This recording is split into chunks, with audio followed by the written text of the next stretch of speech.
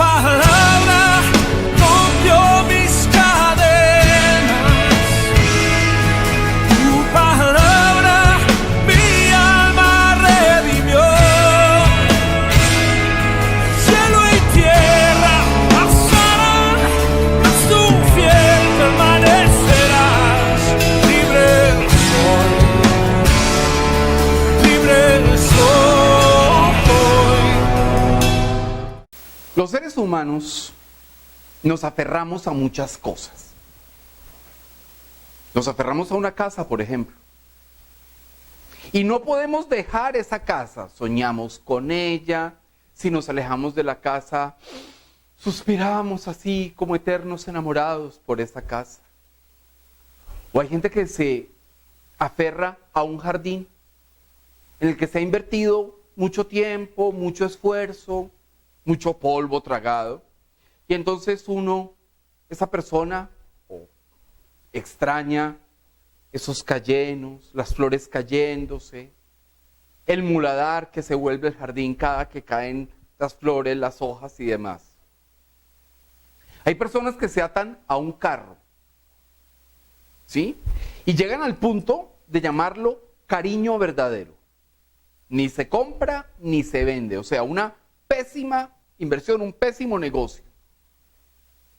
Vemos hay gente que se apega a un carro de tal manera que lo personalizan y le meten una cantidad de juguetes y finalmente pues les toca quedarse con el carro porque no hay nadie que quiera ese carro así, distinto a la persona que lo mandó a hacer. Nos aferramos a zapatos y ropa.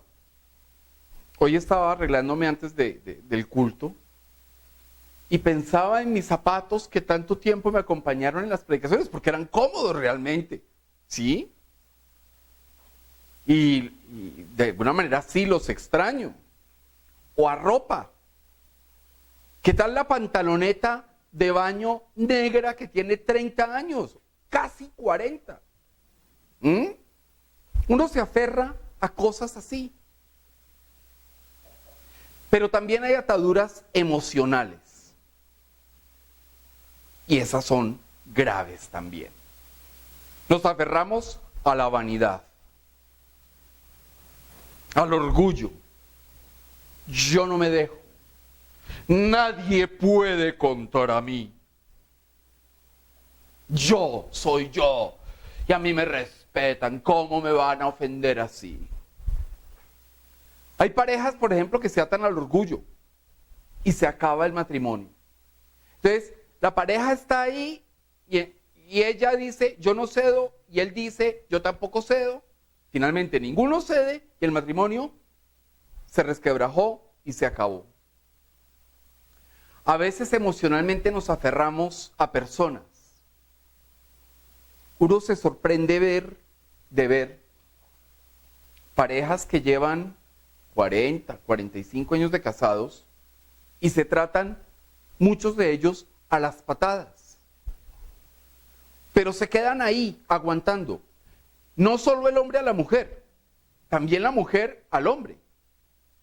Y el hombre puede estar de repente viendo televisión o haciendo alguna cosa y la señora está con las amigas en la sala y baja el señor y oye todo lo que están diciendo de él. Nada bueno, por supuesto. Va, se sirve un vaso con agua, sube otra vez, se sienta a ver televisión y sigue. Y no pasó nada. Está tan aferrado a este matrimonio que no pasó nada. Uno se aferra, por ejemplo, a esos amigos que no son amigos, pero que dan la sensación de compañía. Gente que a uno lo trata despectivamente. Sí, yo recuerdo en alguna oportunidad en un festival de tunas, me encontré con alguien que fue un amigo en mi juventud y él sabía dónde estábamos viviendo y todo, y le dije, oiga, ¿por qué no fue a mi casa? ¿Por qué no? Bueno, ese no es un amigo, o sea, no es un amigo, ¿sí? Pero yo durante un tiempo posterior a eso seguí considerándolo mi amigo hasta que dije, venga, ¿estoy aferrado a qué?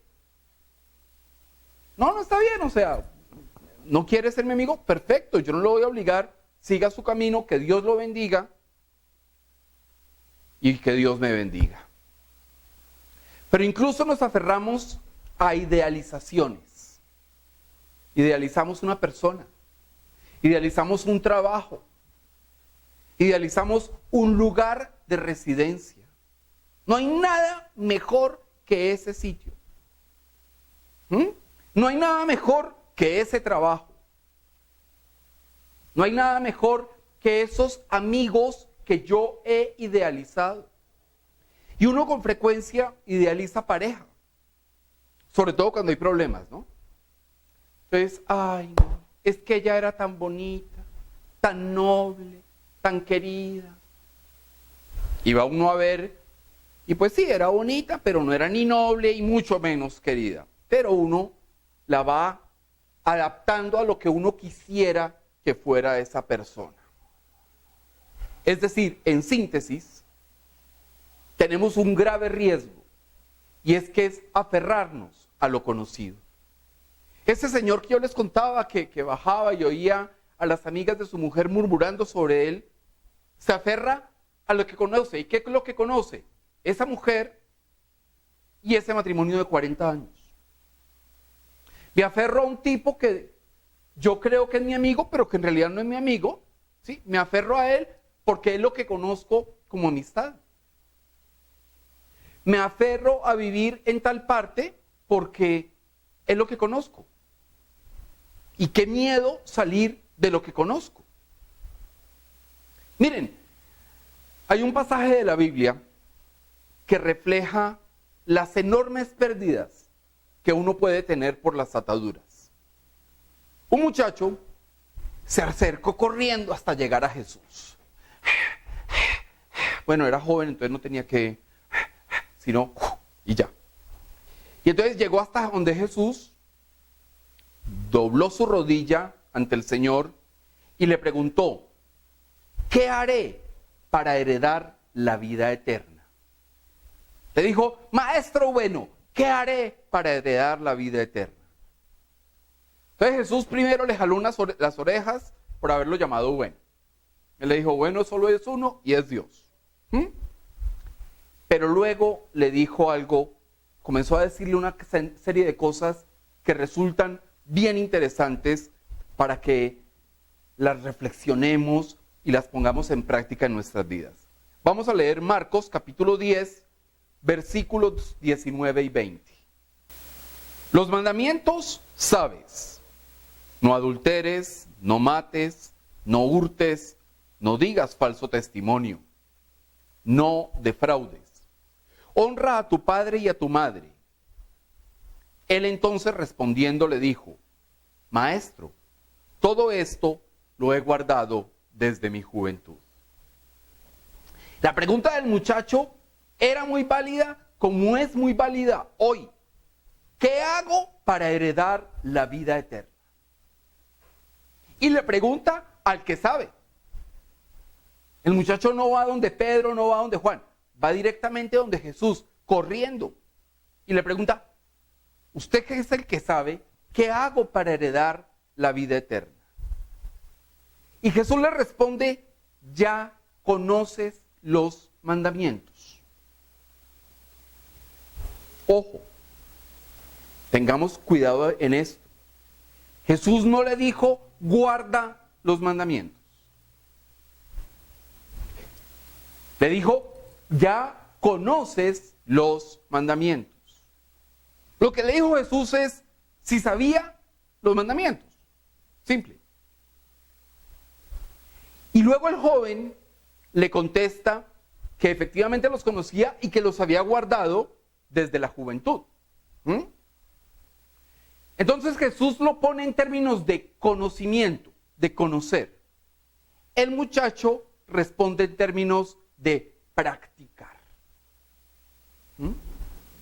Pero Jesús, insisto, no le está diciendo guarda los mandamientos.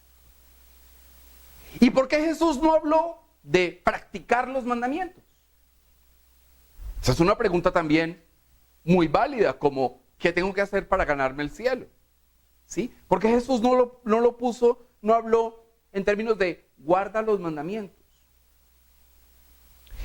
Sencillo, porque eso, guardar los mandamientos, ponerlo en esos términos, sería poner la salvación en las manos del muchacho o en nuestras manos. O sea, si yo guardo los mandamientos, soy salvo. Si yo no miento, no hurto, no fornico, no adultero, no soy orgulloso, ¿tengo la salvación? No. Recordemos que el muchacho lo que le preguntó fue, ¿cómo heredo el reino? O sea, en términos de hoy, ¿cómo obtengo la salvación? Y sería una contradicción si dependiera de nuestras acciones, de nuestros quites a la tentación. Si la salvación dependiera de eso, sería una contradicción. ¿Y contradicción con qué? Con la misma palabra de Dios. Vamos a leer Efesios, capítulo 2, versículos 8 y 9. Porque por gracia sois salvos por medio de la fe. Y esto no de vosotros, pues es don de Dios. No por obras, para que nadie se gloríe. Hacerle el quite a los pecados es obra. Y lo que nos está diciendo la palabra de Dios es, por obras no hay salvación. La salvación es por fe. Somos salvos por medio de la fe. Somos salvos por creer, por confesar, por amar a nuestro Señor Jesucristo con toda intensidad. Y si yo amo, es lógico que no quiera desagradar a la persona o al ser que amo. Y si Él ya me dio un manual de instrucciones donde me dice qué le desagrada, pues hago todo lo posible para no desagradarlo, para cumplir, para observar ese manual de instrucciones que me dio para no desagradarle. Pero si yo hago todo lo posible por no desagradarlo, pero no le creo y no lo confieso y no lo tengo como mi Señor, no tengo fe en Él, no tengo salvación. Somos salvos por medio de la fe, que es un regalo de Dios, un regalo inmerecido. Que no somos salvos por ninguna acción de nuestra parte. No hay nada que nosotros podamos hacer, que nosotros podamos invertir, nada que podamos hacer para lograr la salvación. Lo único que nosotros podemos hacer es abrirle nuestro corazón, invitar al Señor a nuestra vida y creer en Él, tener fe en Él, creer lo que Él dice, como Él lo dice y por qué Él lo dice. Porque la salvación es un regalo de Dios para nosotros. Entonces los regalos no es que se merezcan. Los regalos los da alguien porque quiere. Y Dios nos da el regalo de la salvación, de la gracia, porque quiere, porque en su soberanía decidió que Él quería que nos salváramos. Lo que Pablo está diciendo es que no hay salvación por las obras, para que nadie se gloríe, para que nadie salga vanidoso a decir, es que yo me salvé por mí mismo, yo me salvé porque fui generoso, porque llegué todos los domingos a la iglesia a pararme adelante y a sentarme y a arrodillarme. Para que nadie se gloríe, la salvación es por fe. Volvamos al muchacho. ¿Cómo heredo el reino de los cielos? Una pregunta interesante. Él está preguntando dos cosas. Está preguntando sobre la herencia y sobre la salvación. Pablo, el apóstol Pablo, responde estas preguntas muy actuales de palpitante actualidad como eran de palpitante actualidad hace 2000 años. Vamos a leer Romanos capítulo 8, versículo 14. Porque todos los que son guiados por el Espíritu de Dios, estos son hijos de Dios. Y ahora leemos el versículo 17. Y si hijos, también herederos. Herederos de Dios y coherederos con Cristo. Si es que padecemos juntamente con Él, para que juntamente con Él seamos glorificados. Miren, la palabra no se contradice. El muchacho quería salvación y herencia. Entonces, Jesús le pregunta por el conocimiento de la ley. Pero no lo exhorta, no le exige, ni siquiera le cuestiona el cumplimiento de la ley. ¿Sí? Ese enfoque es acorde con lo que dice Pablo en Romanos. Todos los guiados por el Espíritu Santo son hijos de Dios. ¿Eso qué quiere decir? Que los que no son guiados por el Espíritu Santo son criaturas de Dios, pero no son hijos de Dios. Y si son hijos, también somos herederos del Padre y coherederos en Cristo. Compartimos la herencia con nuestro Señor Jesucristo, como hijos adoptivos de Dios. Eso es lo que Jesús está diciendo con su respuesta, con esa respuesta que hemos visto hasta ahora. Pero también hay algo que se debe resaltar. Si alguien es guiado por el Espíritu Santo, está fortalecido contra la tentación y contra el pecado. No es que esté libre de pecar, porque Jesús mismo lo dice, bueno no hay sino uno, Dios. Porque la naturaleza humana está ahí, está pendiente, está en alerta la naturaleza humana para hacernos caer. Lo que tiene es que al pecar, por la acción del Espíritu Santo, uno sabe que hizo mal. ¿Sí? Que atentó contra la santidad que Dios requiere para agradarle a Él. Y también sabe que puede acceder a la misericordia por el arrepentimiento. Pero ojo, la conversación con el muchacho no paró ahí. Vamos a leer Marcos, capítulo 10, versículos 21 y 22. Entonces Jesús, mirándole, le amó y le dijo, una cosa te falta. Anda, vende todo lo que tienes y dalo a los pobres, y tendrás tesoro en el cielo. Y ven, sígueme tomando tu cruz. Pero él, afligido por esta palabra, se fue triste porque tenía muchas posesiones. Jesús ya le había preguntado si conocía los mandamientos. El muchacho le contesta que los practicaba desde joven.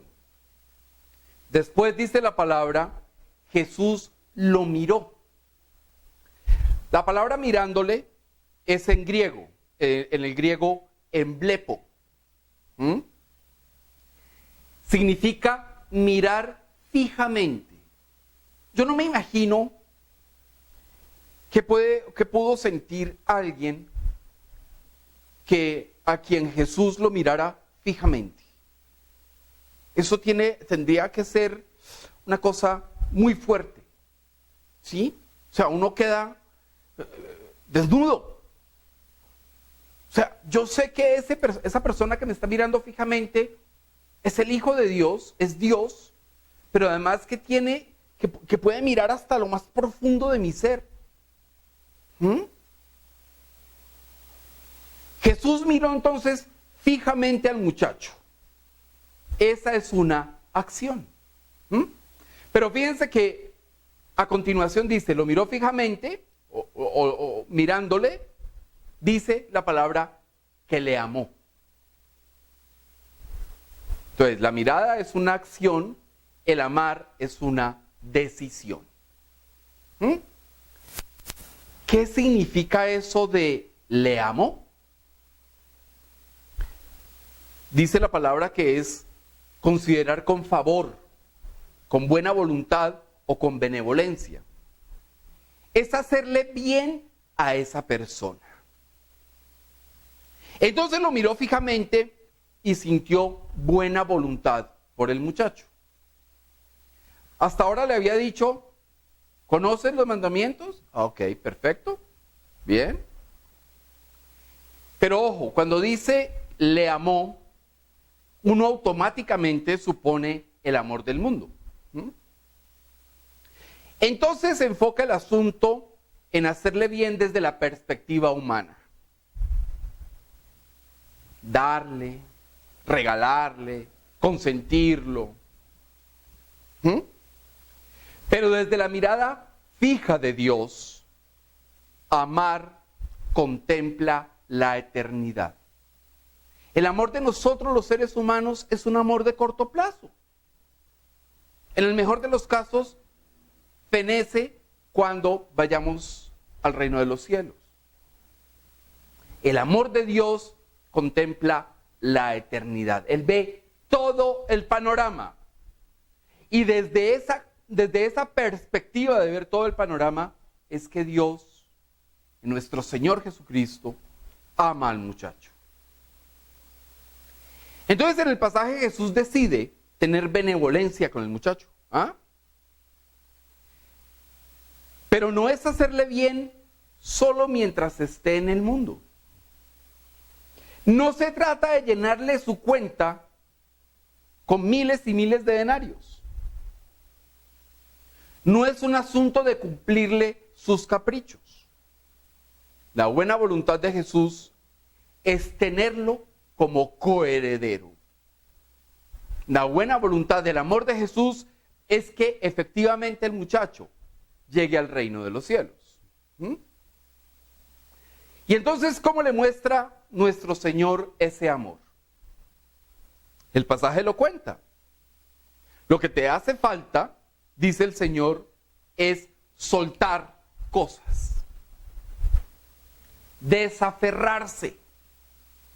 Deshacerse de todo aquello que te atrapa, que te distrae, que te genera malestar, que te genera incomodidad,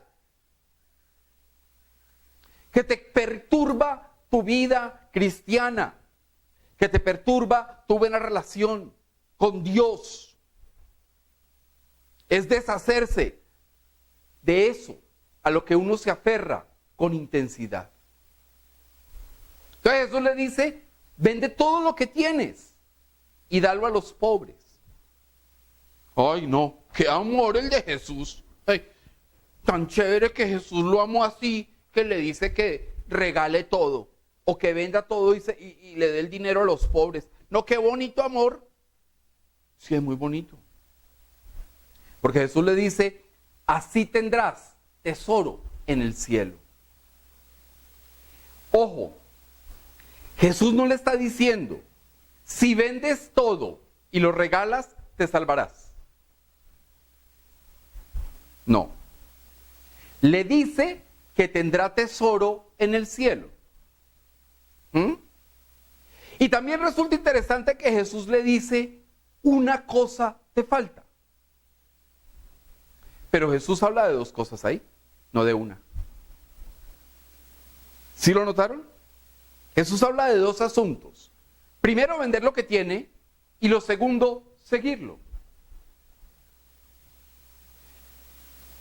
Pero ojo, para llegar al reino de los cielos, vender todas las cosas no lo llevaba a la salvación, no nos lleva a la salvación.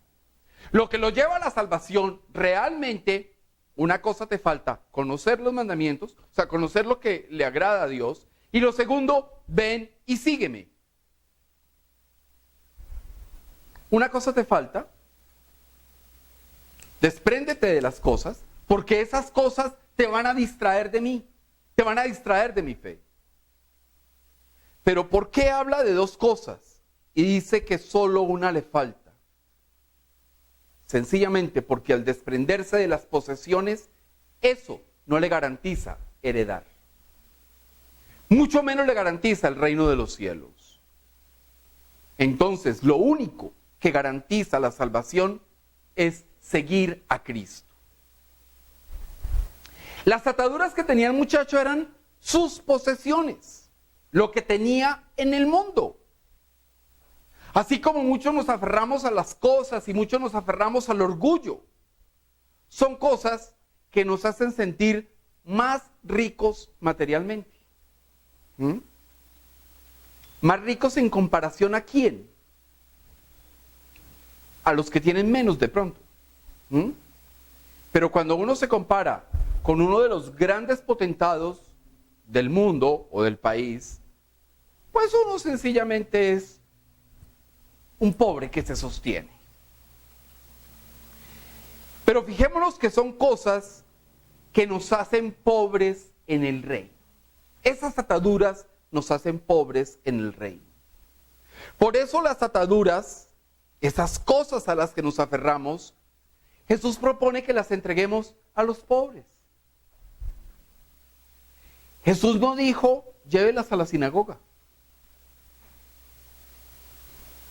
Jesús no dijo, vaya, lléveselas al César, o a Pilato, o a Herodes. No. Déselas a los pobres. Pero ojo, porque ahí Jesús plantea la pobreza y la riqueza en términos espirituales. Si yo me deshago de las ataduras en este mundo, estoy siendo rico espiritualmente en la vida eterna. Si me quedo con esas ataduras, soy rico, orgulloso, vanidoso, soberbio en el mundo, pero no tengo tesoros en el reino de los cielos. Entonces, Jesús lo plantea también en términos espirituales. Porque las ataduras, los apegos, son al final de cuentas espirituales. Las posesiones que generan apegos se le dejan a los pobres. Es decir, ¿a quiénes? A los dispuestos a tener apegos, a los dispuestos a aferrarse a cosas. Yo recuerdo hace unos años un intenso debate por una revista de Punto de Cruz. La persona no usaba esa revista, o sea, ni siquiera se acordaba que esa revista existía, pero le servía a otra persona y no importaba. Lo importaba era que era su posesión. Estaba dispuesta esa persona a tener apego, a aferrarse. El amor de Jesús, el tener benevolencia con nosotros, implica dejar todo aquello que nos ata, todos esos apegos, y concentrarnos en lo que nos hace ricos para la eternidad. El muchacho no quiso ser escogido. Él perdió. Cumplía los mandamientos, conocía los mandamientos, los cumplía, pero no quiso renunciar a los apegos. Y no quiso, sobre todo, seguir a Cristo. Porque no podía seguir a Cristo con toda esa carga. Era imposible. Y es imposible seguir a Cristo, muy difícil seguir a Cristo con odios, con rencores, con resentimientos, con inmoralidades, con murmuraciones, con mentiras. Es imposible. O resulta muy difícil. Requiere mucho trabajo porque son cargas pesadas. Pero nos apegamos a eso. Y abrazamos los rencores y los resentimientos y las maldades. Las abrazamos, no las queremos soltar. Lo mismo que el muchacho. Es que no puedo deshacerme de eso. ¿No puede? Vamos a leer, por favor, Segunda de Timoteo, capítulo 1, versículo 7. Porque no nos ha dado Dios espíritu de cobardía, sino de poder, de amor y de dominio propio.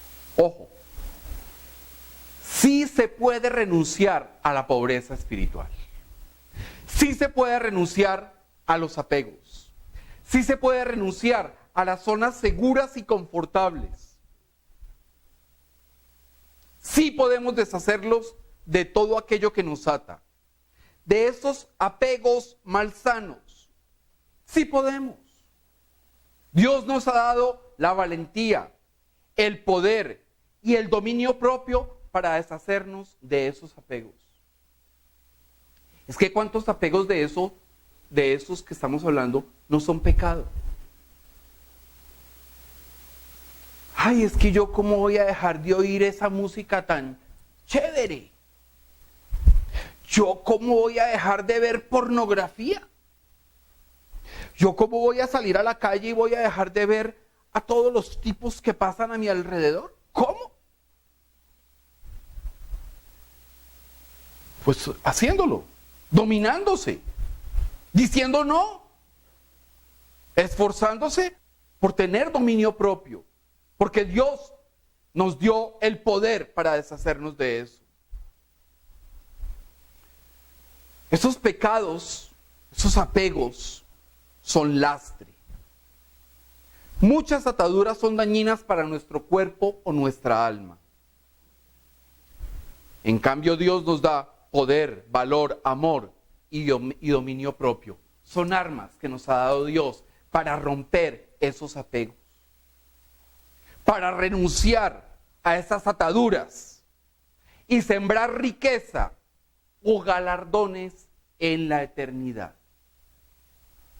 ¿Queremos heredar el reino de los cielos? Sí. ¿Cómo le hacemos? Siga a Cristo. Conozca que le agrada a Cristo, pero siga a Cristo. Fundamentalmente, siga a Cristo. Quítese los apegos. Quítese las ataduras emocionales, vivenciales, físicas. No, es que a mí me encanta ese arbolito y por culpa de ese arbolito yo no me quiero ir de aquí. ¿Cuánta gente le pasa eso? Quítese esas ataduras. Dios lo quiere llevar a un mejor destino. Puede que a uno no le parezca que sea el mejor destino. Porque fíjense que el muchacho se fue triste. Uy, ¿cómo me hace renunciar a todo eso? ¿Eso es todo lo que me ama? El muchacho de verdad se sintió dolido.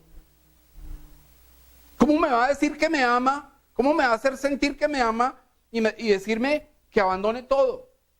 Claro, nosotros tenemos que abandonar todas las ataduras, todo lo que nos empobrece para poder seguir a nuestro Señor Jesucristo al paso de nuestro Señor Jesucristo, ¿no? Porque Él camina rápido. Jesús camina rápido. Jesús es exigente, no es mediocre. Y entonces hay que seguirle el paso. Y con lastre,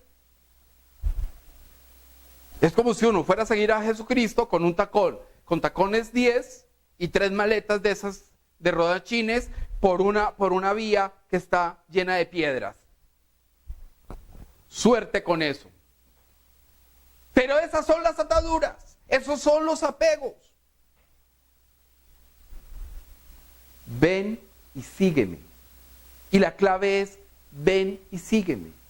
Y lo que nosotros hacemos es hacerle caso. Ven, yo voy y te sigo. Pero en el camino nos toca desprendernos de cosas, de apegos, de ataduras, para seguir el ritmo, para honrar al que merece toda la honra, que es nuestro Señor Jesucristo. Palabra, rompió mis cadenas.